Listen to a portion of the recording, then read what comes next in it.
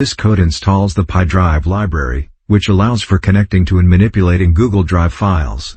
It then imports the necessary modules from PyDrive and Google Colab to use for authentication. The code then proceeds to authenticate and create a PyDrive client, which will be used to access files on Google Drive. This is done by calling authenticate_user, which requires the user to provide permissions to access their Drive account. Then, an instance of Google Auth is created and assigned to the variable GOAT, which is used to set the credentials to the application default using Google credentials. Finally, a Drive object is created using the Google Auth instance code to access Google Drive.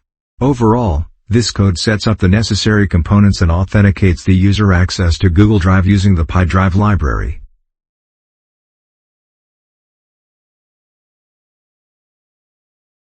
This code is in charge of assigning a value to the variable link, which is a URL to a file in Google Drive.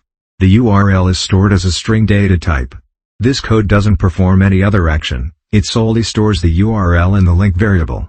The URL is for a file located in Google Drive that can be opened or accessed by anyone with the link. Overall, this code is used to store a URL in a variable, possibly for later use.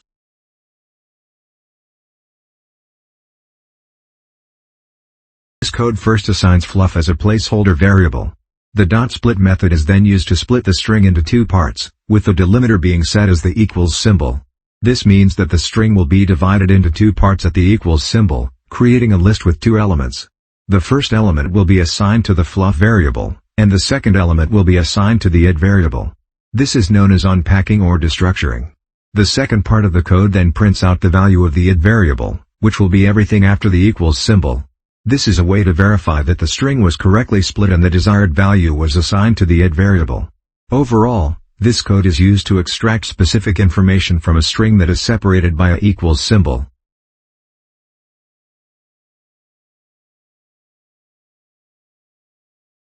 This code uses the library pandas, which is commonly used for data manipulation and analysis. The first line simply imports the pandas library and gives it a shorter name of PD for easier use in the code. Next, it creates a variable called downloaded and assigns it the value of a file created using the Drive library.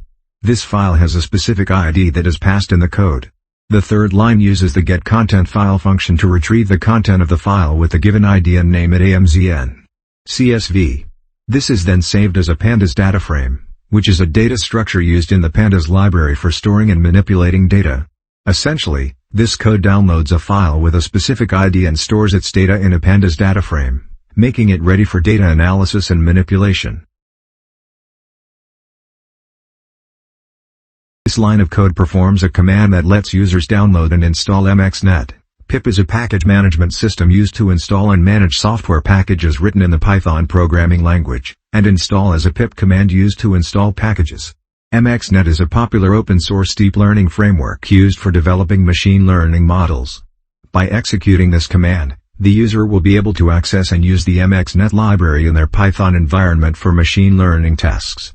This package installation process is important as it allows users to add extra functionality to their existing code or build new applications using MXNet.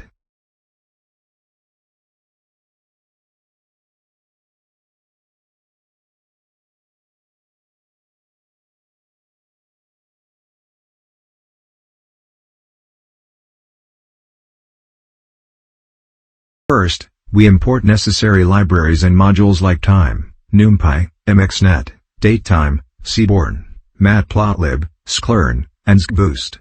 These libraries will be used to perform various mathematical operations, manipulate data, and visualize data. Next, we specify the time period for which we want to analyze our data by defining a start and end date using the datetime library. Then, we create a function to download data from a given link using the MXNet library and convert it into a pandas data frame. Next, we download the data using our function and pre-process it by filling in any missing values and converting the date column into a datetime data type. Then, we perform some exploratory data analysis using Seaborn and Matplotlib to visualize the trends and patterns in our data. Next, we use PCA to reduce the dimensionality of our data and standardize our data using the min-max scaler and standard scaler from the Sklearn library. After that, we define a function to split our data into training and testing sets. Next, we use the XGBoost library to create a boosted tree model and use the training and testing data to train and evaluate the model. Finally, we use the accuracy_score from sklearn to calculate the accuracy of our model and use the mean_squared_error function to calculate the error between the predicted and actual values. In summary, this code performs various operations to download, pre-process, explore, and analyze data from a given source. It also uses machine learning algorithms to create a model and evaluate its performance. These steps are important for gaining insights, making predictions, and improving decision-making.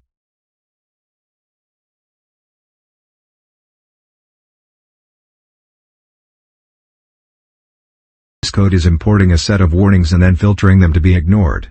This means that any warnings that may occur during runtime of the code will not be displayed to the user. Warnings are typically used to notify the user of potential issues or problems that may arise during the execution of the code. However, in this case, the developer does not want these warnings to be displayed. This can be useful if the warnings are not critical to the functionality of the code or if the developer is already aware of them and does not need to see them again.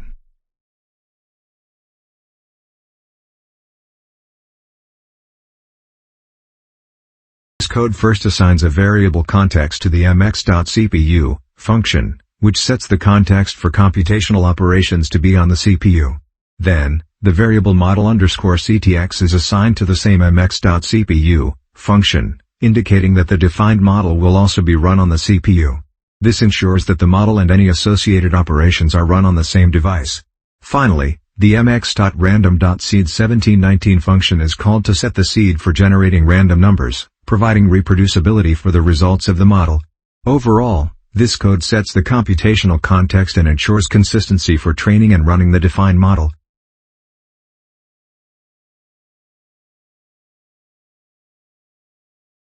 This code defines a function called parser that takes in a variable x as an input. The purpose of this function is to convert the date format from month/day/year to a datetime object using the striptime method from the datetime library. Inside the function, the striptime method is called and takes in two arguments, x which is the original date string, and %m/%d/%y which is the format that the date string needs to be converted to. This format specifies that the date string contains the month, day, and year in that specific order, separated by a /. The converted datetime object is then returned as the output of the function. This code can be used to convert a date string into a datetime object, which can then be used for various operations and calculations.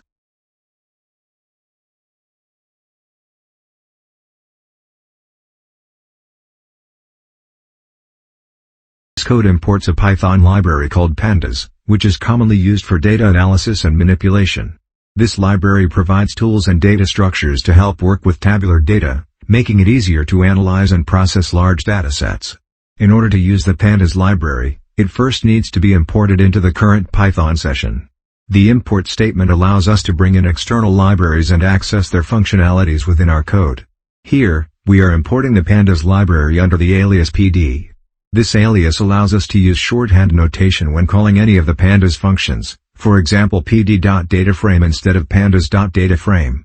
Once the library is imported, it can be used to perform various data operations such as cleaning, filtering, merging, and analyzing datasets. Overall, this line of code is necessary in order to use the pandas library and its capabilities in our code.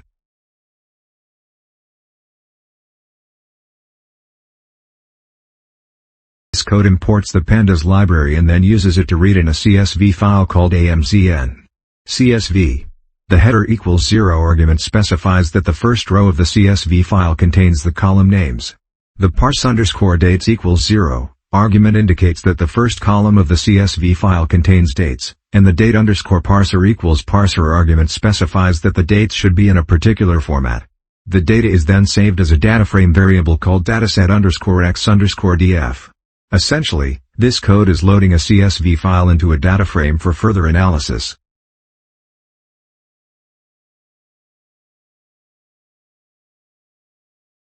This code uses single bracket notation to access the data in close columns of the dataset_x_df data frame. It then uses the head method to return the first 3 rows of the data frame. The head method is useful for quickly previewing the contents of a data frame.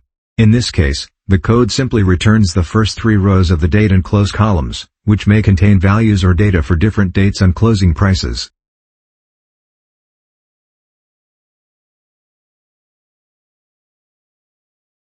code prints a statement that includes the number of days in the dataset. It does this by using the format function to insert the number of rows in the dataset into the curly braces in the statement. The shape 0 notation is used to specify that only the number of rows, not columns, should be counted.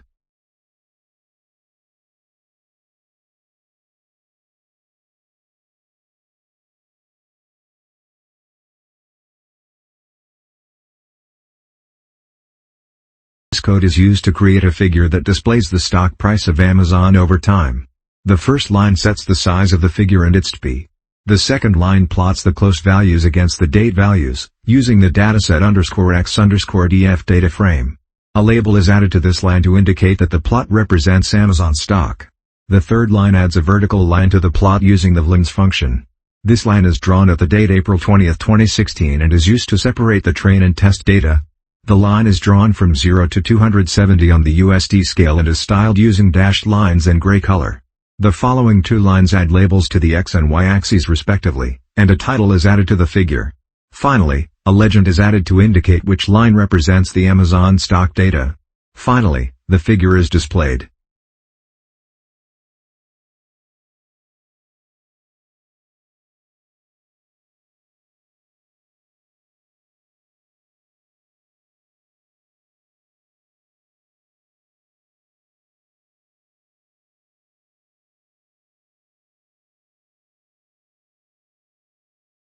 This code starts off by defining a function called get_technical_indicators, which takes in a dataset as a parameter. This function is meant to generate technical indicators for the dataset. Next, the code creates two new columns in the dataset called MA7 and MA21 which represent the 7 and 21-day moving averages of the close column in the dataset. Then, the code creates three new columns for MACD, moving average convergence divergence, called 26-EMMA, 12-EMMA, and MACD. This is done by taking the exponential moving average of the close column with a span of 26 and 12 for the 26-EMMA and 12-EMMA columns, respectively. The MACD column is then calculated by subtracting the 26-EMMA from the 12-EMMA. Afterwards, the code creates three new columns for Bollinger Bands called 20SD, upper_band, and lower_band. These are calculated by taking the standard deviation of the close column over a period of 20 days and then adding or subtracting twice that value from the 20-day moving average of the close column for the upper_band and lower_band columns, respectively. Next, the code creates a new column for exponential moving average, EMA, called EMMA. This is done by taking the exponential moving average of the close column with a smoothing factor of 0.5. Finally, the code creates a new column for momentum called momentum. This is calculated by taking the close column, dividing it by 100, and then subtracting 1. This is a common formula used to calculate momentum in technical analysis. Lastly, the function returns the updated dataset with all the new technical indicators as its output.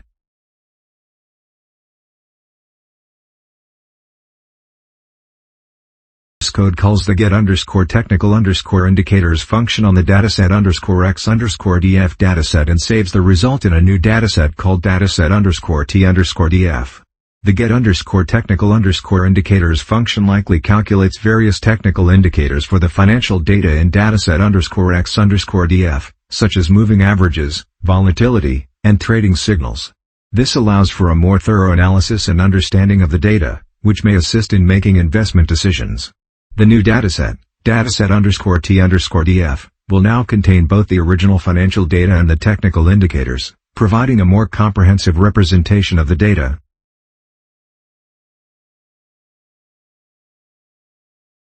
The first step is to call the head function on the dataset_t_df object. This function will only return the first few rows of the dataset, typically 5 rows unless specified otherwise. This allows us to quickly preview the dataset and get a general idea of the data without having to display the entire set. Calling head is a common practice when working with datasets as it provides a basic understanding of the data and its format.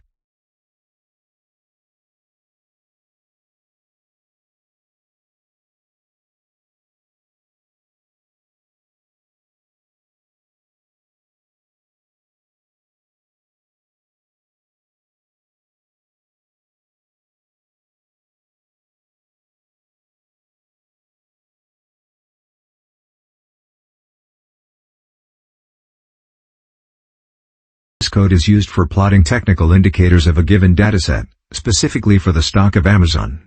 The first line defines a function called plot_technical_indicators which takes in two parameters, dataset and last_days. Next, the function creates a figure with a specific size and resolution using the plt.figure function. This figure will contain all the plots of various technical indicators. Then, a variable shape_0 is created by getting the number of rows in the dataset using the shape attribute in dataset variable. Next, a new variable smict_ is defined by subtracting last_days from shape_0. This will be used to set the x-axis limit for the MACD plot. A new dataset is then created by taking in the last_days rows of the original dataset. This will be used to plot the technical indicators for only the last days. Next, a variable x_ is created and set equal to a range starting from 3 to the number of rows in the dataset. Then, using the list function, the index of dataset is converted to a list and assigned to x_. This will be used later to plot the MACD subplot. The first subplot is then created using the plt.subplot function with 2 rows and 1 column. This means 2 plots will be displayed, one on top of the other.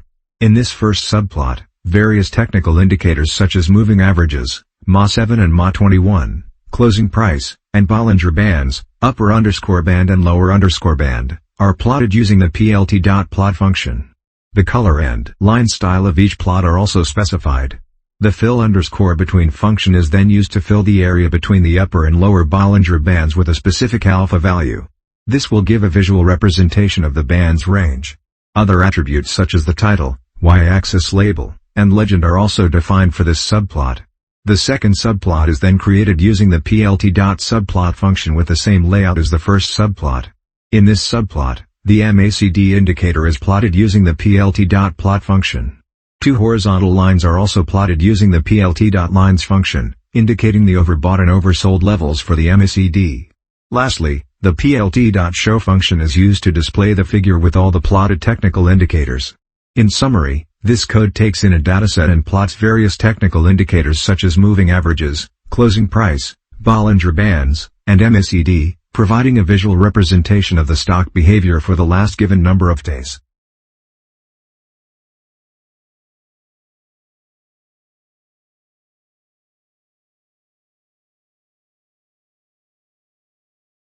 This code takes in 2 arguments, dataset_t_df and 400.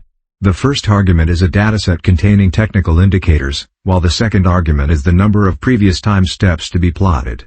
The function then proceeds to plot the technical indicators using the dataset and the specified number of time steps. The resulting plot shows how the technical indicators have changed over time, allowing for visual analysis of potential patterns and trends.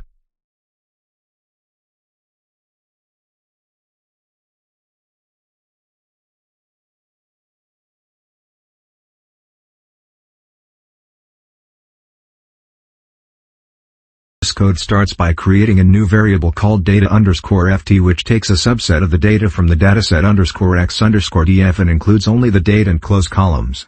The next line of code uses the np.fft function to compute the fast Fourier transform of the close column in the data_ft variable.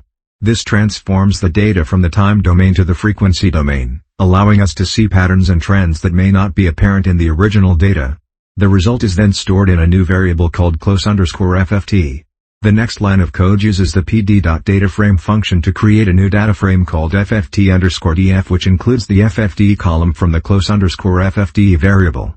This column contains the Fourier coefficients computed in the previous step. Then, 2 new columns are added to this data frame using the apply function. The first column, absolute, computes the absolute value of each entry in the fft column, while the second column, angle, computes the angle of each entry in the FFT column. This allows us to see the magnitude and phase of each Fourier coefficient. In summary, this code uses the fast Fourier transform to convert the time domain data into the frequency domain, and then creates a new data frame to store the resulting Fourier coefficients, along with their magnitudes and phases. This can be useful for analyzing patterns and trends in the data.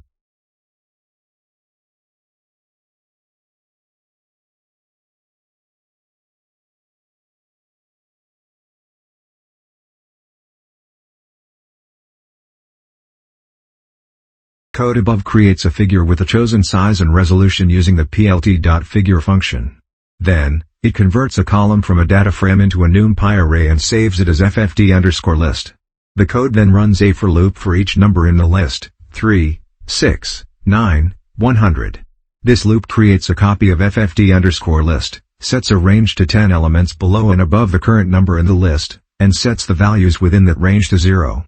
This effectively removes some components from the ffd_list. After that, the code plots the inverse discrete Fourier transform of the modified array against the original data, along with labels for the legend, axis, and title using the plt.plot and plt.label, plt.label, and plt.title functions. Finally, it displays the figure using the plt.show function. Essentially, the code is showing the effect of removing various components from the Fourier transform of the stock price data, giving insight into the overall trends and patterns.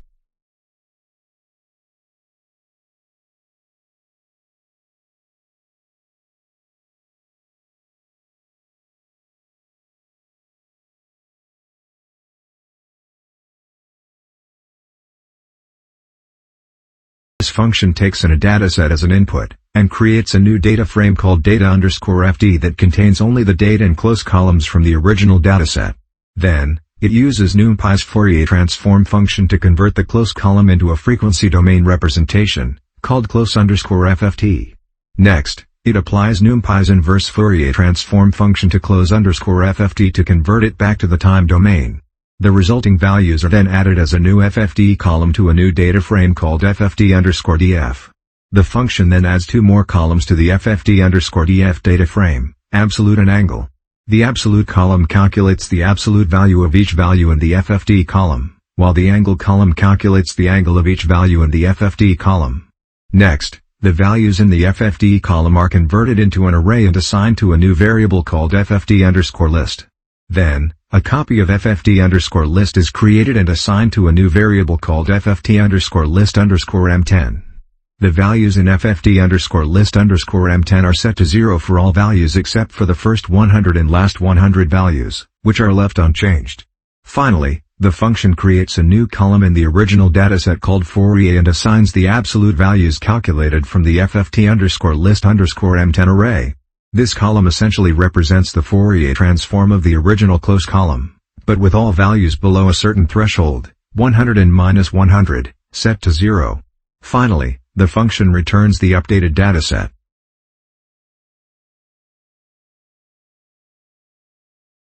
This line of code will take a dataset called dataset_x_df and pass it through the function get_Fourier. The function get_Fourier will perform Fourier transform on the dataset and return a new dataset with the Fourier transformed data. The new dataset is then assigned to the variable dataset_t_df. This means that the step-by-step explanation is that the code reads the dataset_x_df, performs Fourier transform on it, and then assigns the result to dataset_t_df variable. This ultimately allows the user to work with the Fourier transformed data in the dataset_t_df variable, without altering the original dataset_x_df.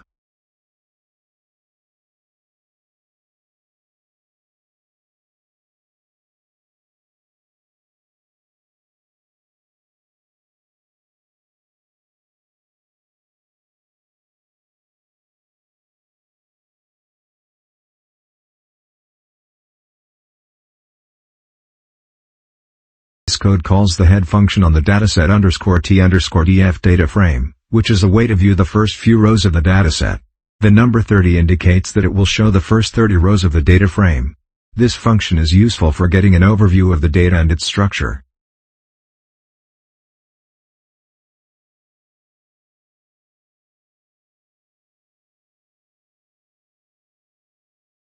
The first line is an import statement to import the deck data structure from the collections module. The second line is creating a new deck named items and assigning it the values in the column absolute from the FFD_df data frame as a list. The next line is using the rotate function to shift the items in the deck items by the number of items divided by 2, rounded down. This effectively reorders the items in the deck. The following line is setting up the plot with the desired size and resolution. The plt.stem function is creating a stem plot using the items in the deck as the data. The plt.title function is setting the title of the plot. The final line is displaying the plot.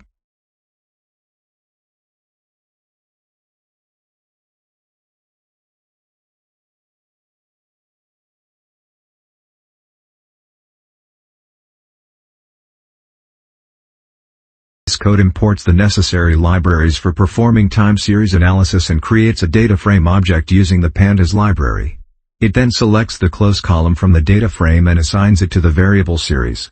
Next, it uses the ARIMA model from the stats models library and specifies the order of the model as 5, 1, 0, indicating that it will use 5 previous observations and a lag of 1 for differencing.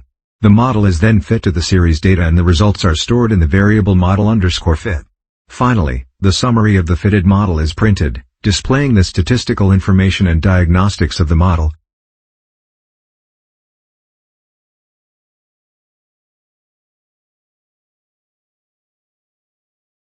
This code imports the autocorrelation_plot function from the pandas.plotting library. This function is then used to create a plot by passing in a series as an input. The next 2 lines of code create a figure that is 10 inches by 7 inches with a resolution of 80 pixels per inch, and then displays the plot. This code is used to analyze and visualize the autocorrelation of a given series of data.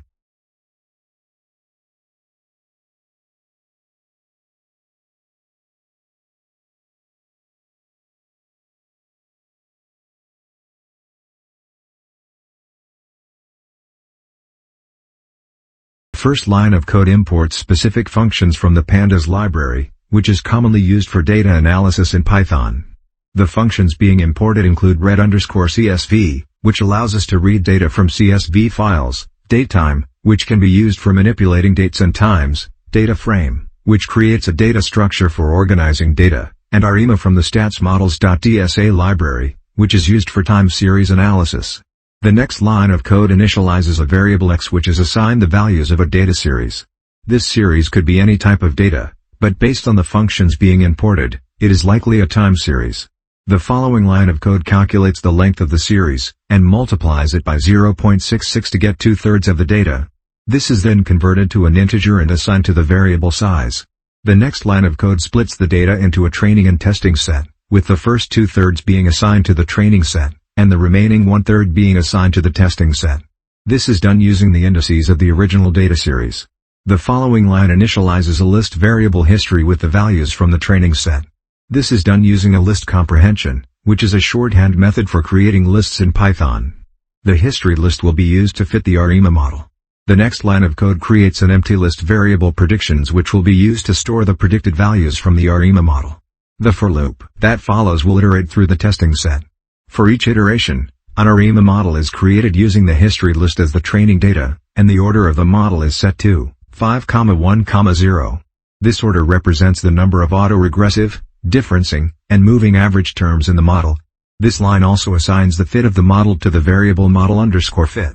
The next line uses the forecast function from the model_fit object to generate a prediction for the next value in the series. The predicted value is then assigned to the variable hat as the first element of the output object. Next, the predicted value is appended to the predictions list, and the test value at the current iteration is added to the history list. This allows the model to make a prediction based on the most recent training data at each iteration. Finally, the ARIMA column of the original dataset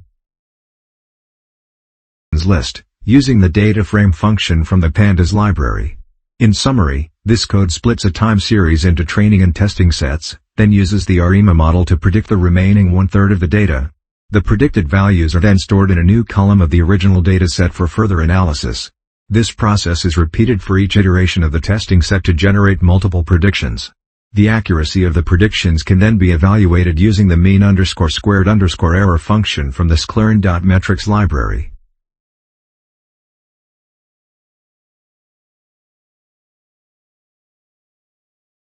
This code first calculates the mean squared error by taking 2 inputs, test and predictions.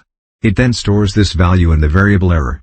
The print statement then outputs the value of the mean squared error with a precision of 3 decimal places, followed by the text test MSE. This code could be used to evaluate the accuracy of a machine learning model by calculating the mean squared error between the actual data, test, and the predicted data, predictions.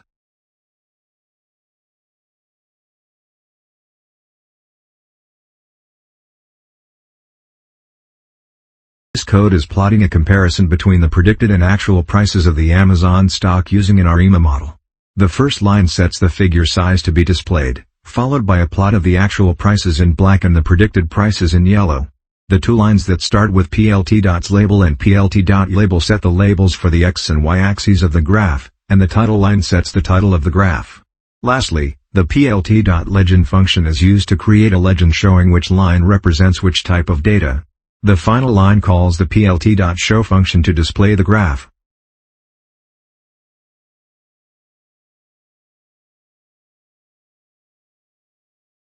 This code calls the head function on the dataset _x_df data frame and specifies 8 as the number of rows to be displayed.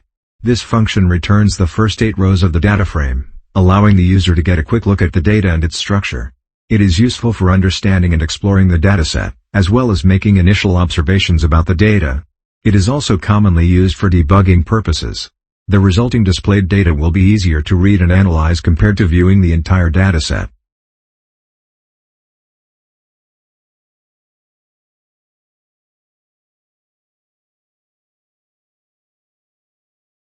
This code is printing out a statement with information about a dataset. The words inside the curly braces are placeholders for the actual values that will be inserted into the statement. In this case, the first placeholder will be replaced by the number of samples in the dataset, which is determined by the number of rows in the dataset _x_df variable, and the second placeholder will be replaced by the number of features, which is determined by the number of columns in the dataset _x_df variable. This statement is using the format method to insert these values into the string. The backslash indicates that the statement continues on the next line, which is done for formatting purposes and doesn't affect the functionality of the code. Overall, this code is simply printing out a sentence with information about the dataset's size.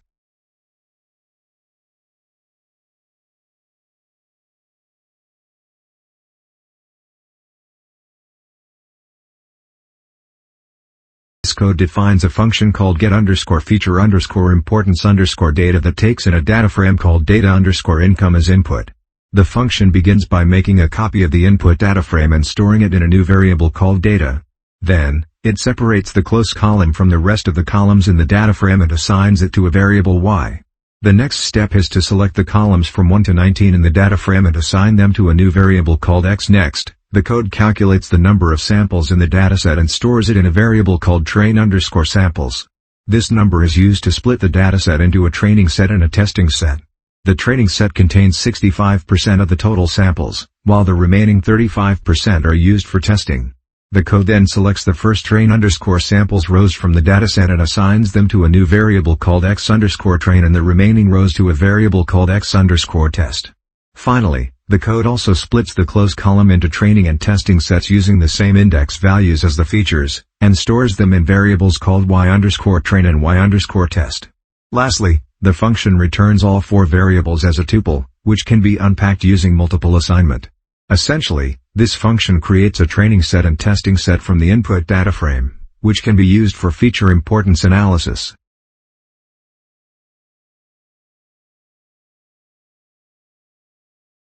This code refers to a function called get_feature_importance_data, which prepares the training and test data to be used in a machine learning model.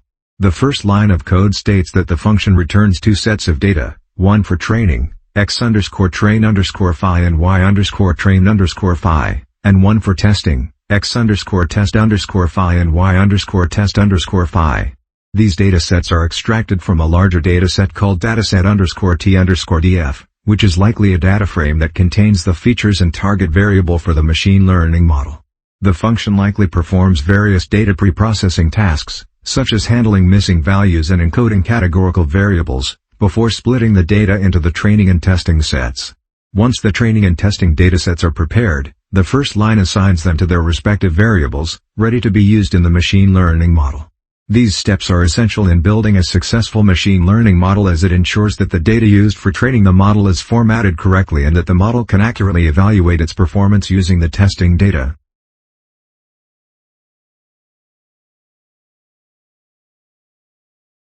This code is used to create a XGBoost regression model. First, we import the XGBoost library and then create a regressor object. The parameters being passed into the object include a gamma value of 0.0, 200 decision trees, n_estimators, a base score of 0.7, and a column sampling rate of 1. The learning rate is set to 0.05, which controls the step size when updating boosting weights. Overall, the code is setting up the framework for a regression model using the XGBoost algorithm with specific parameters and values specified.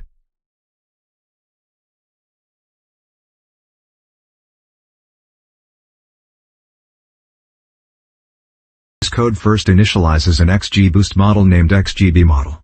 XGBoost, or extreme gradient boosting, is a popular machine learning algorithm used for regression and classification tasks.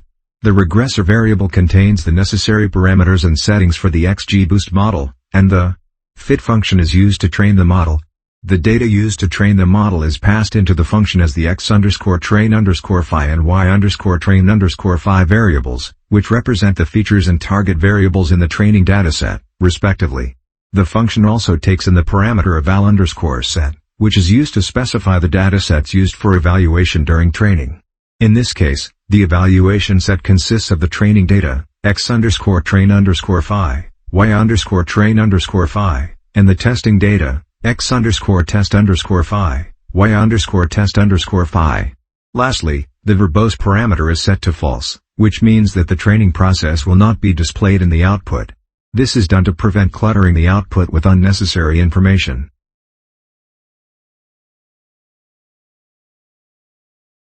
Code is evaluating the results of a regressor using a function called eval_result. When a regressor is used to make predictions, it compares the predicted values with the actual values and calculates an error for each prediction. These errors are then used to evaluate the overall performance of the regressor. The eval_result function provides information about these evaluation results, such as the errors for each prediction, the average error, and other relevant metrics. By evaluating the results, we can determine how well the regressor is performing and make any necessary adjustments to improve its performance. This is an important step in building and refining machine learning models.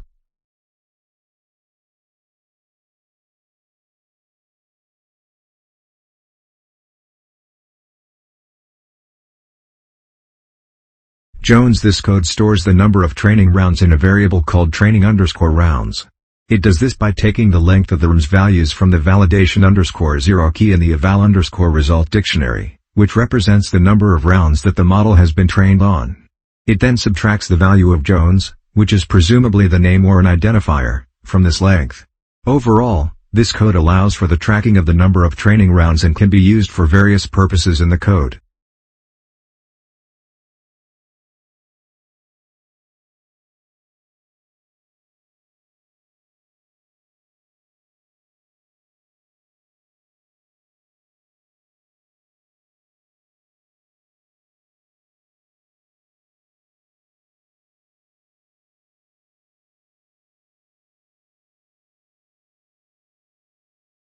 This code creates a scatter plot with the x-axis as the training rounds and the y-axis as the validation error.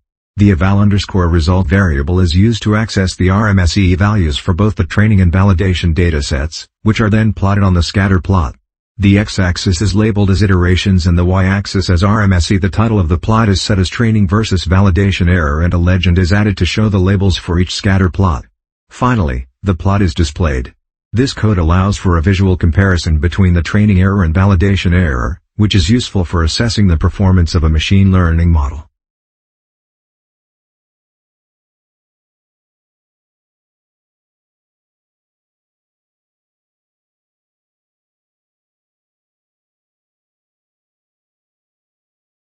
This code snippet creates a figure with specified dimensions and uses the pyplot library to plot a bar graph.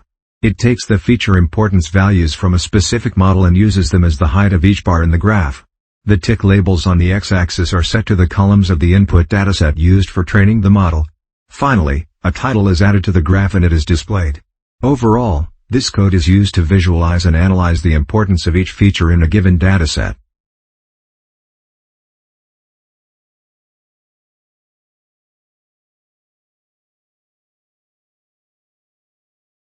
This code takes the specified data frame, dataset_t_df, and creates a new data frame called dataset_lstm_df. This new data frame is identical to the original one, except that the date column has been dropped. This means that the date column is no longer included in the new data frame.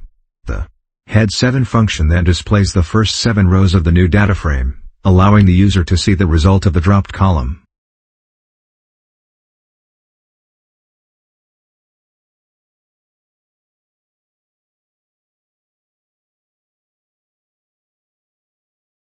This code prints a statement using the format method, which replaces a set of curly braces with the values given in the parenthesis.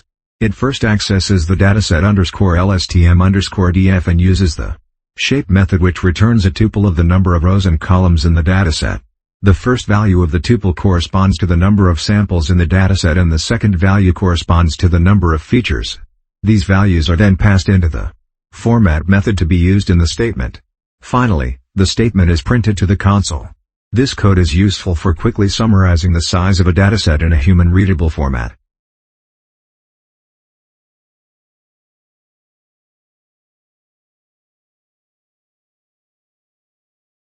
This code imports relevant modules and libraries from the Keras library, which is used for building and training neural networks. The first line imports the sequential class, which is a basic model type that allows for sequential layer building. The next 3 lines import specific layer types that are commonly used in neural network models. The LSTM layer type stands for long short-term memory and is used for processing sequential data, such as time series data. The dense layer type represents a fully connected layer, which is a basic type of neural network layer that connects every neuron in one layer to every neuron in the next layer. The dropout layer type is used for preventing overfitting in neural networks by randomly dropping out neurons during training. The flatten layer type is used for flattening input data that may have multiple dimensions into one-dimensional data in order to pass it into subsequent neural network layers.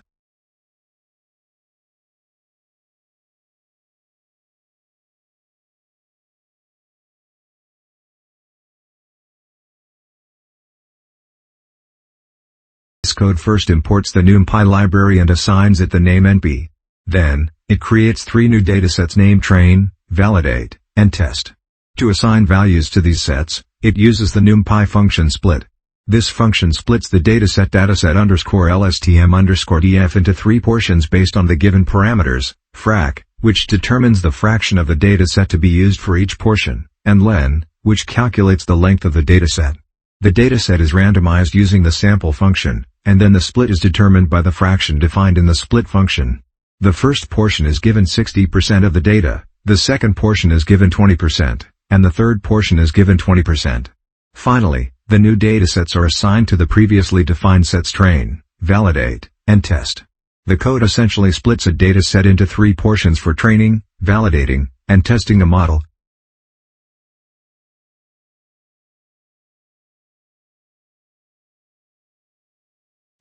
This code is assigning the values of a specific column from a data frame named train to a variable called open_training. The column is identified by its position, which is the second column, index 1, in the data frame. The illoc function is used to locate specific rows and columns in the data frame, and the values from this column are then extracted and assigned to the open_training variable. These values are now available to be used in further calculations or analysis.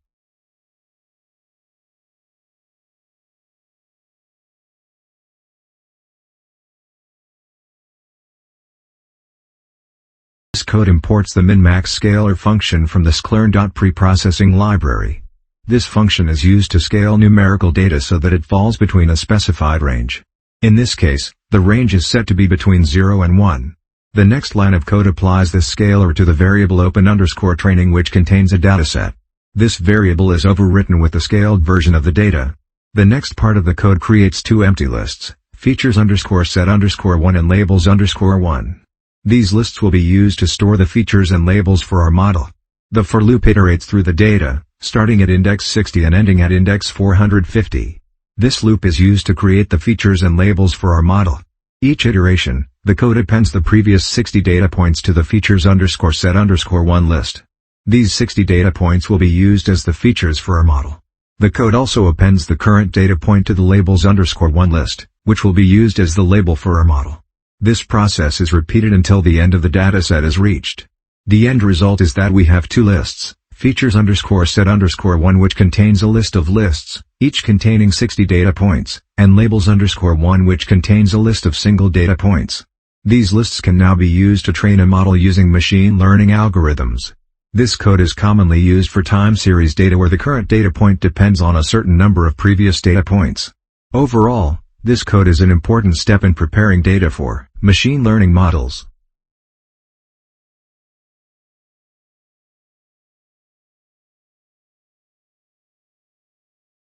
First, the code creates two variables, features underscore set underscore 1 and labels underscore 1, and assigns them the values returned by the function np.array. This converts the data into NumPy arrays, which are commonly used for scientific computing in Python. Next, the code uses the np.reshape function to change the shape of the features underscore set underscore 1 array. This is done by passing in the original shape value, features underscore set underscore 1.shape 0, and a new shape value, features underscore set underscore 1.shape 1, 1. This essentially transforms the data into a new shape, which here is a three-dimensional array. The first parameter in the np.reshape function is the input array, features underscore set underscore 1.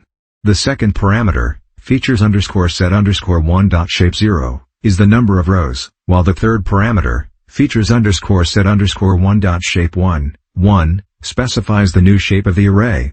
This effectively changes the array from a two-dimensional to a three-dimensional array, allowing for more complex data structures to be analyzed and processed. Overall, this code converts the given data into a more suitable format, enabling it to be processed and analyzed more effectively. This is a common technique used in data science and machine learning, as it allows for easier manipulation and analysis of datasets.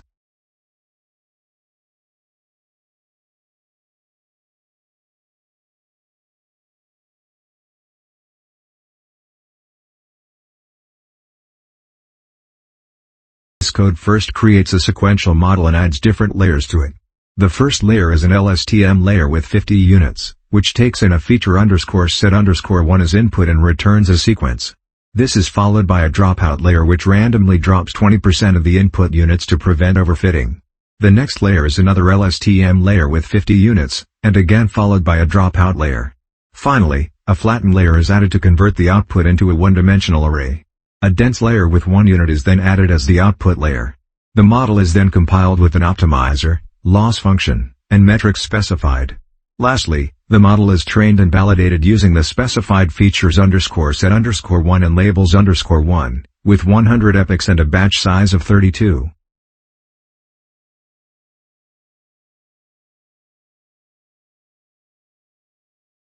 This code is used for testing a model using a specific set of data. The first step is to create a variable called open_testing_processed, which will store the values of a specific column from the test data. This column is selected using the elec function, which allows for indexing and selecting specific rows and columns. The numbers inside the elec function represent the rows and columns to be selected. In this case, all rows are selected, denoted by the colon, and the second column, denoted by the number 1, is chosen.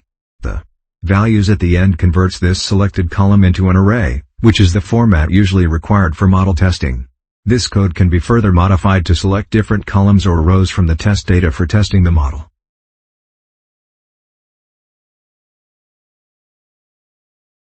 This code first converts the test data into the right format, by concatenating the open data from both the train and test dataset. This involves joining the data from both datasets together, one after the other, with the use of the pd.concat function. The axis equals 0 parameter ensures that the data is concatenated in a vertical manner. The end result is a new dataset called open_total, which contains the converted data. This data can then be used for further analysis or processing without any errors.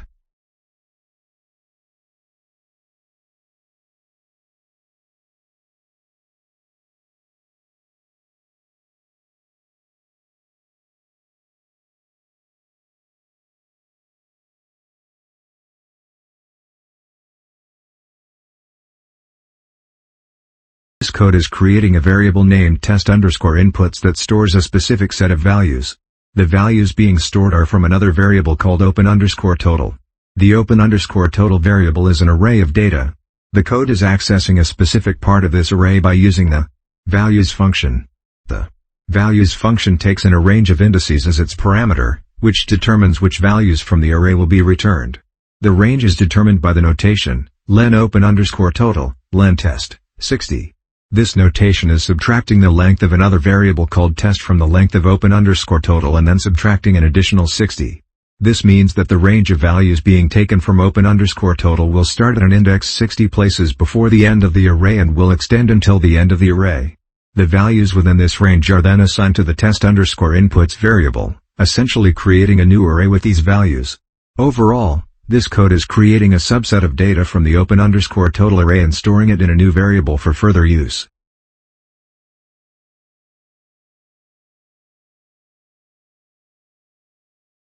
This code is scaling some data which has been inputted as test_inputs. In the first line, test_inputs is modified by reshaping it into a single column. This will allow the scaler to work smoothly on the data. The reshape function takes two arguments. The first is the number of rows. -1 will automatically calculate the appropriate number of rows, and the second is the number of columns, in this case, 1 column.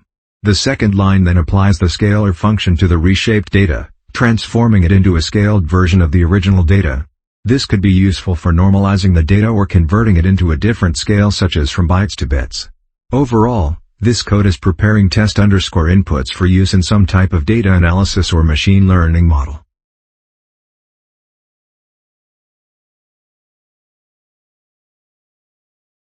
Code above first initializes an empty list called test_features. Then, it enters a for loop that iterates over a range of numbers, 60 to 151.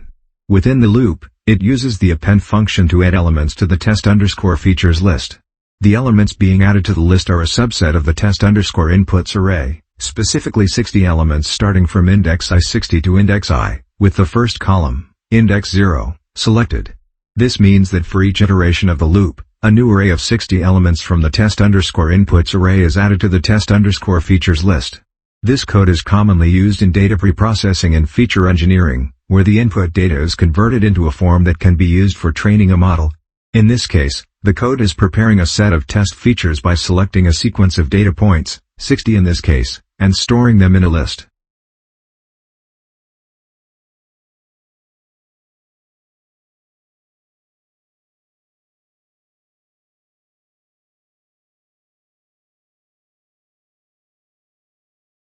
This code first converts the variable test_features to a NumPy array using the np.array function. This means that test_features is now a multi-dimensional array, which can hold multiple values of the same data type. The next line calls the shape attribute of the test_features array, which returns the dimensions of the array. This tells us the number of rows and columns in the array. After that, the code calls the np.reshape function, which allows us to change the shape of the array. The first argument is the array itself, followed by the new shape we want it to have. In this case, the new shape is determined by using the attributes of the original test_features array, the number of rows and columns, as well as adding a new dimension of 1 at the end. This reshaping of the array is useful for working with neural networks, as they typically require input data to be in a specific shape and format. By reshaping the array in this way, we can ensure that it is compatible with the neural network.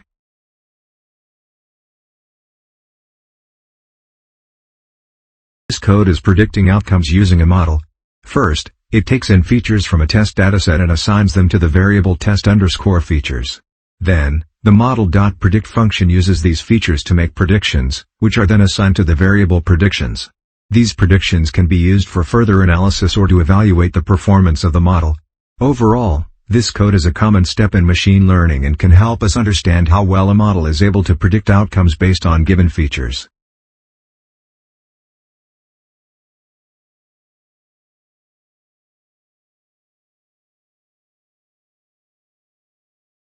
This code uses the inverse_transform method from the scalar object in order to reverse the scaling applied to the input data.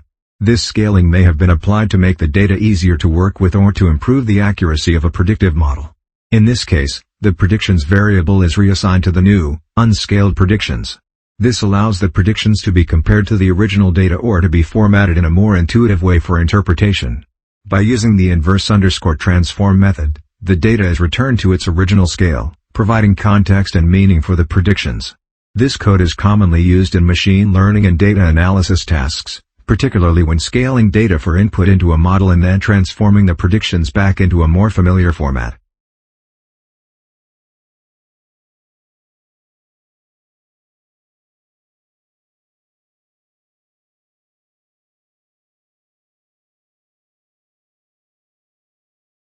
This code creates a plot using matplotlib with a custom size of 10 inches by 6 inches. The plot displays two lines, one representing the actual stock price colored in pink, and the other representing the predicted stock price colored in yellow. The title of the plot is actual value versus predicted, and the x-axis is labeled as date while the y-axis is labeled as predicted price. A legend is also added to indicate which line represents the actual stock price and which line represents the predicted stock price. Lastly, the plot is displayed using plt.show.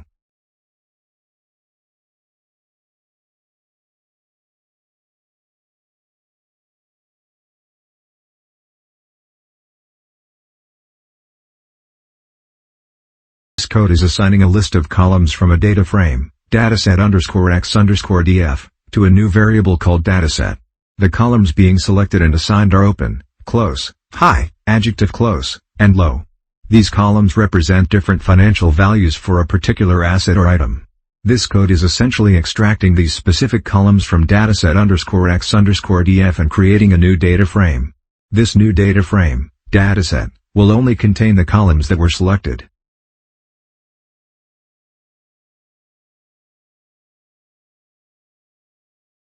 This code displays the first few rows of the dataset.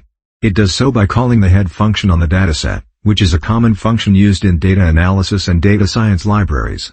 The head function allows us to see the first few rows of a dataset, typically 5 by default, but this can be changed by specifying a different number in the parentheses. This is useful for getting a quick overview of the data and understanding the structure and content of the dataset before diving into further analysis or data manipulation.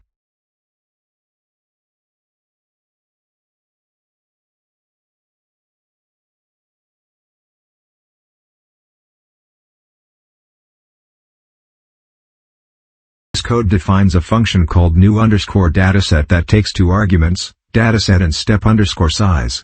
It is used to convert a one-dimensional dataset into a time series dataset. The first line of the function defines two empty lists, data_x and data_y, which will store the input and output data for the time series. The next line contains a for loop that iterates over the length of the given dataset minus the step_size and -1. This loop will run for each element in the dataset except for the last step_size plus 1 elements. Inside the for loop, the current element of the dataset, from I to I plus step_size, is extracted and stored in a variable a. This represents the input data for the time series. Next, this input data and the next element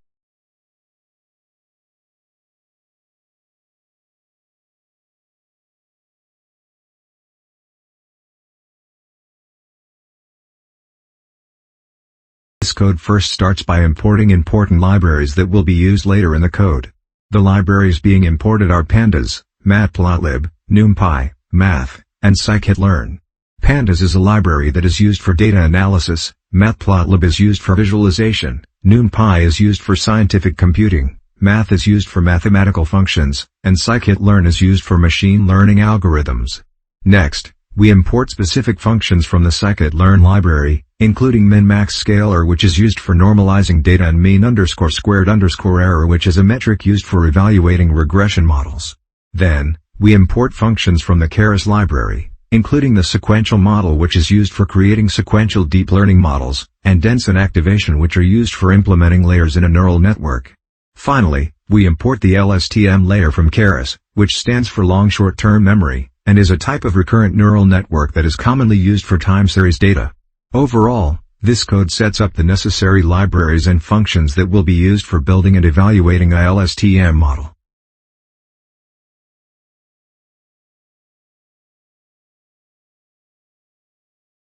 This code sets the seed value for the random number generator to 7, which ensures that the same set of random numbers is generated each time the code is run. This is useful for reproducibility, as it allows other users to obtain the same results.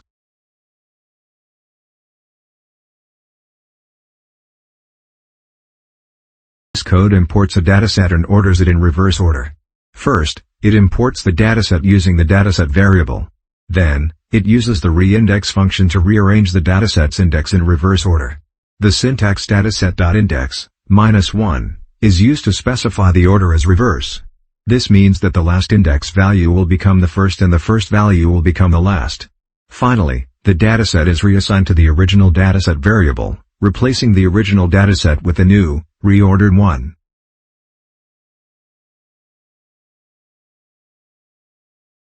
This code allows for the creation of a custom index for added flexibility.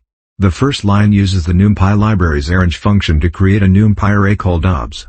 This will be used as our custom index. It takes in 3 arguments, start, stop, and step. The start argument is set to 1, which is the starting number of our custom index. The stop argument is set to len dataset plus 1, which is the length of the dataset plus 1. This ensures that the custom index will include all the items in the dataset. The plus 1 is added because the stop argument is exclusive, and we want to include the last item in the dataset. The step argument is set to 1, which means that our custom index will increase by 1 for each item in the dataset. This ensures that our custom index will be in the same order as the dataset. Overall, this code allows for the creation of a custom index that can be used for flexible and efficient data manipulation.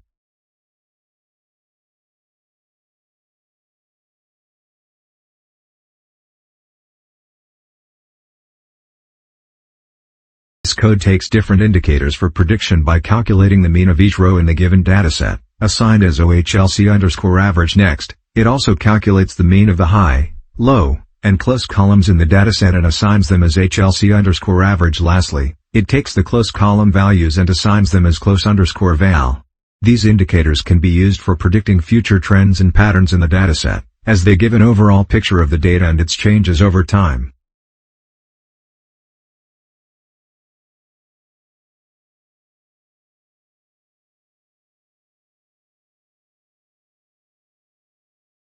This code is plotting 2 different indicators on the same plot.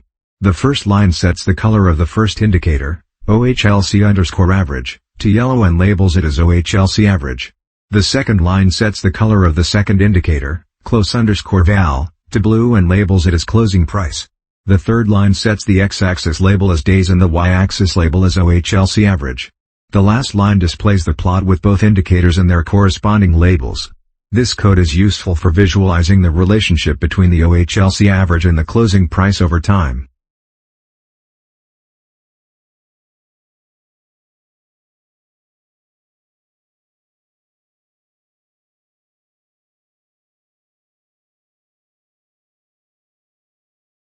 This code first imports the matplotlib.pyplot module and then uses the plot function to create a line graph.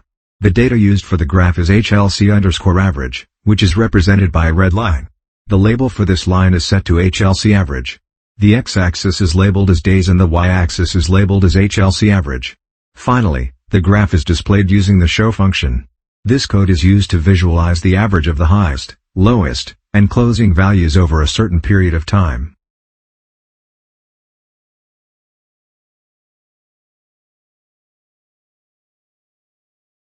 This code plots a line graph using the values given in the close_val variable.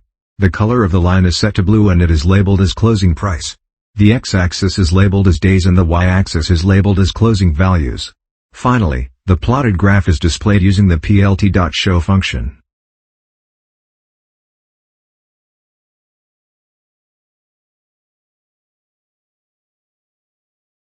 This code prepares a time series dataset, named OHLC_average, by reshaping it into a NumPy array and then scaling it using the min-max scaler function. The OHLC_average dataset is first converted into a 2-dimensional array using the NumPy function reshape. This ensures that the necessary transformations can be applied to the data easily. Next, the data is scaled using the min-max scaler with a feature range of 0 to 1. This ensures that all values in the dataset are within the same range and comparable. The scaler is fit to the data using the fit_transform function, which calculates and applies the scaling transformation to the data. By preparing the dataset in this way, it is now ready to be used for further analysis or modeling.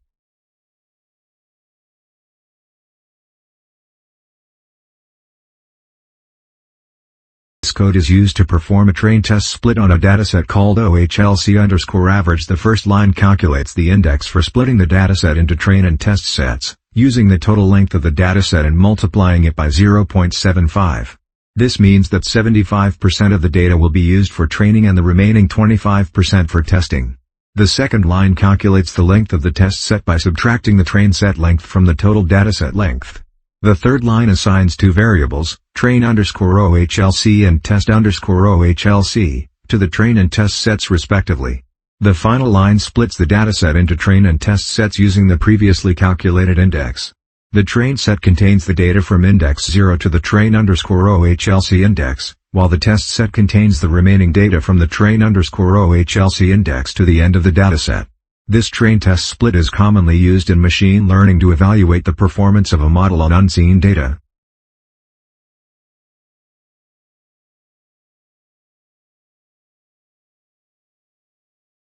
This code is creating a time series dataset for two different time intervals, train and test.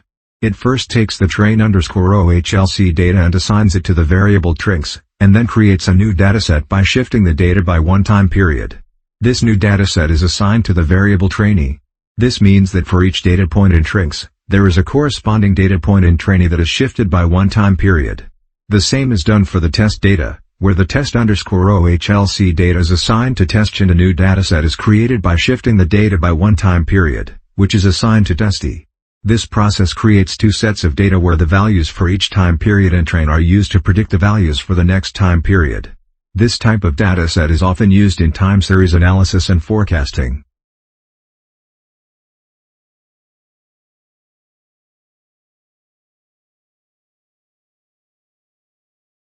This code first uses the NumPy reshape function to modify the training data, trinks, and testing data, tests, into a new array shape. This function creates a new array by taking in the existing arrays and rearranging the elements based on the given shape. In this case, the new shape is created with three arguments, trinks, a tuple, consisting of the new shape with the first element being the original number of training data points, followed by 1, and then the number of features in trinks, and tests, a tuple, with the first element being the original number of testing data points, followed by 1, and then the number of features in tests. The reshape function essentially creates a new array where the original data is reused and remapped to fit the new shape. This process is repeated for both the training and testing data, creating new arrays that have the same data but are now organized differently. Finally, the last line of code sets the step size to be equal to 1, which indicates that the newly reshaped data points will be used sequentially with no gaps. This step size is important in machine learning algorithms where continuous data is needed to make predictions. In summary, this code takes in the original training and testing data, modifies their shape, and creates new arrays that can be used for machine learning algorithms. The step size is then set for the data to be read sequentially.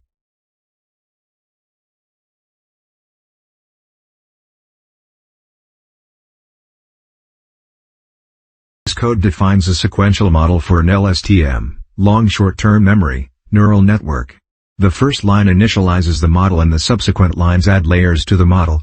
The first layer is an LSTM layer with 32 units, input_shape of 1, step_size, and return_sequences set to true, which means the output from this layer will be used as input for the next layer.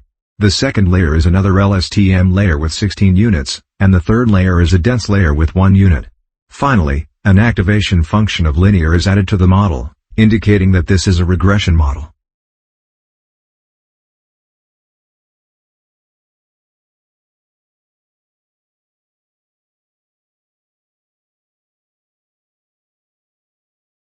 This code compiles and trains a model for a machine learning problem.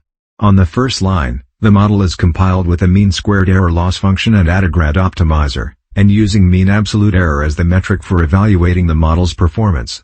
On the second line, the model is trained with 50 epochs, or passes through the data, a batch size of 1, meaning the entire dataset will be used per batch, and a verbose value of 2, specifying that the training progress will be displayed while running. The comments suggest that different optimizers can be tried, atom, attograd, and compared to see which one works best for the specific problem.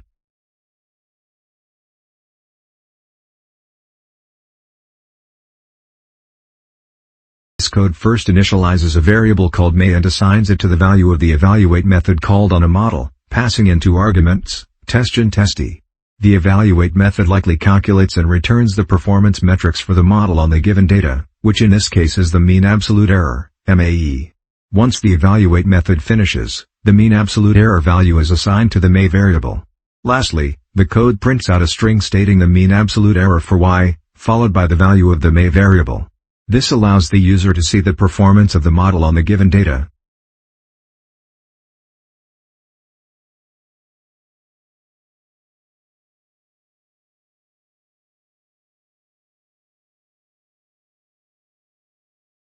This code uses a machine learning model, named model, to make predictions on two different datasets, trinks and tests. The first line of code uses the model to predict values for the dataset trinks, and stores these predictions in a variable called train_predict. Similarly, the second line of code uses the model to predict values for the dataset test and stores these predictions in a variable called test_predict. Essentially, this code is using the model to make predictions on two different sets of data and storing those predictions for later analysis or use.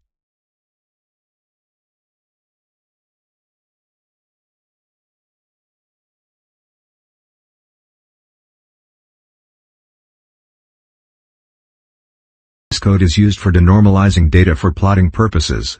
First, it takes the predicted values for the training data and uses the scalar's inverse_transform function to convert them back into their original scale. Similarly, the actual training data is also converted back to its original scale. Next, the predicted values for the test data are denormalized, followed by the actual test data. This ensures that the data is represented in its original scale when plotting, rather than the normalized scale used for training the model.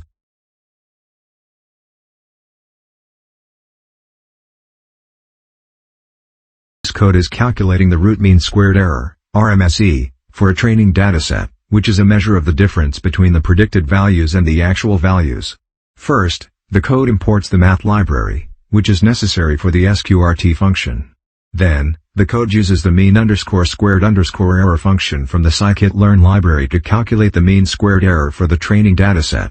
This function takes two arguments, the actual values, trainee0, and the predicted values, train_predict, 0. The actual values are set to the first element, index 0, of the trainee array, while the predicted values are all the values in the first column, index 0, of the train_predict array. Next, the code uses the sqrt function from the math library to calculate the square root of the mean squared error. This gives us the RMSE for the training dataset. Finally, the code uses the print function to display the value of the RMSE for the training dataset. The string train %.2f is used as the format specifier, which tells the print function to display the value of the variable train score with two decimal places. This allows us to see the RMSE in a more user-friendly format.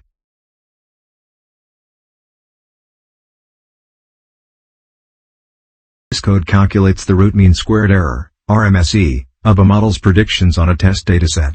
First, the variable test score is assigned to the output of the math.sqrt function, which takes the mean squared error value as its input. The mean squared error is calculated using the mean_squared_error function, which takes in the first element of the test array and the values in the first column of the test_predict array as inputs. Then, the result is printed to the console with a label indicating that it is the test RMSE. The test RMSE is a measure of how close the predicted values are to the actual values in the test dataset, with lower values indicating better performance of the model.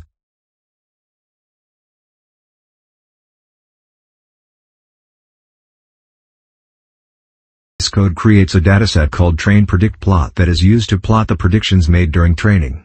The first line creates an empty dataset using a function called np.empty_like, which creates a new array with the same shape, data type, and order as the input array. The second line sets all the values in the train_predict plot dataset to nan, not a number. This is done to ensure that the plot only shows the predictions and not the other data points. The third line specifies the range of values to be plotted, which is from the step_size index to the length of the train_predict dataset plus the step_size index. Finally, the last line copies the values from the train_predict dataset to the train_predict plot dataset, starting from the step_size index and ending at the last value in the train_predict dataset. This effectively shifts the train_predict dataset to the right by the step_size index, aligning it with the predictions in the train_predict plot dataset. This code allows for easy visualization of the training predictions along with the actual data.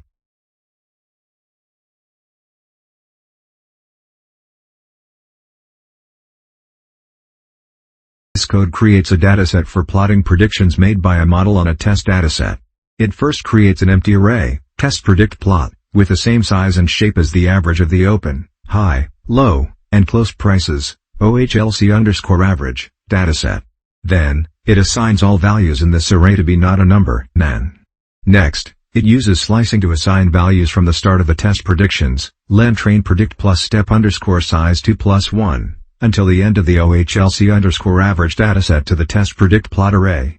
This creates a subset of the OHLC_average dataset with nan values in all positions except where the test predictions are present.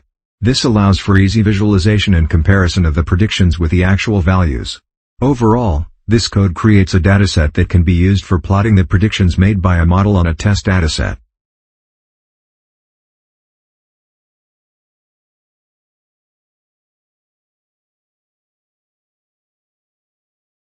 This code is used to plot the main open, high, low, and close, OHLC, values along with the predictions for both the training and test datasets. This is done using the plt.plot function, which takes in the train predict plot and test predict plot variables as arguments. These variables hold the predicted values for the training and test datasets, respectively. The colors R and B are used to represent the training and test data, respectively. The label keyword is used to specify the labels for each line in the plot. The function plt.legend is used to display a legend on the graph, which helps to identify the different datasets. The x-axis represents the time in days, and the y-axis represents the trend of the data. Finally, the plt.show function is used to display the plot. This allows the user to visualize the predicted trends for the training and test datasets and compare them to the actual OHLC values.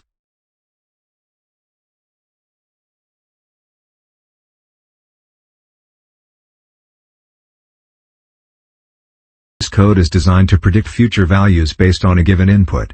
Firstly, it assigns the last value from a list called test_predict to a variable called last_val. It then divides this value by itself, essentially normalizing it, and assigns it to a variable called last_val_scaled. The next step is to use this scaled value as an input for a model to predict the next value. This is done using the model.predict function, which takes in a reshaped version of the scaled value. The predicted value is assigned to a variable called next_val, and the last_val is printed using the np.aScalar function, which converts a NumPy array to a Python scalar. Similarly, the next_val is also printed, but this time it is multiplied by the last_val to get the actual predicted value. Finally, the code appends the last_val to the next_val in order to create a list of the last and predicted value.